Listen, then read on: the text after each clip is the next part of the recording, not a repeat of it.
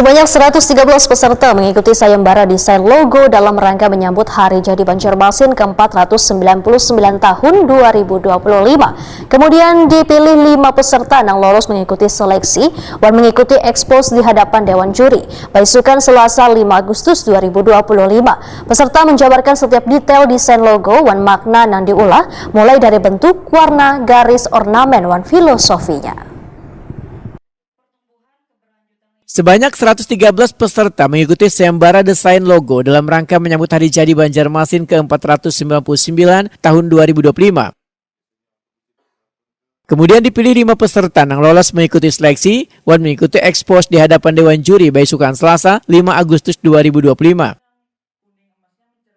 Sekretaris Daerah Banjarmasin Ihsan Budiman, Wetakuni Prima TV menyatakan peserta menjabarkan setiap detail desain logo dan makna yang diulah mulai dari bentuk, warna, garis, ornamen, dan filosofinya.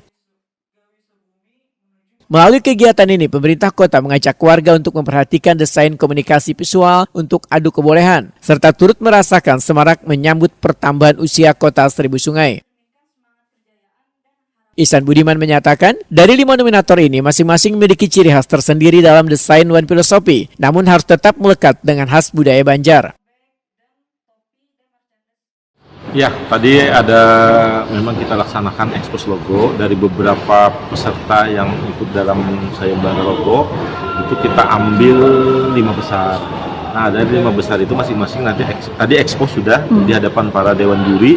Nah, kita menyaksikan saja dari beberapa itu, nanti dari 5 itu nanti akan ditarik 1 sampai 3. Ini kan berbeda lagi, jadi generasinya sudah generasi yang kesekian. Nah, jadi ada beberapa variasi tambahan juga yang saya pikir dari beberapa ornamen yang ditawarkan, kemudian juga teknik pewarnaan, kemudian hal-hal yang ditonjolkan dalam hal filosofi itu juga ada hal-hal yang berbeda, sehingga tadi mungkin dari eksposnya itu sangat menarik ke 5-5. Berarti nanti yang juara pertama akan dijadikan logo di ya? Ya, benar, seperti tahun-tahun sebelumnya. Dari itu nanti yang juara 1 akan ditetapkan sebagai logo untuk Hari Jadi ke-499.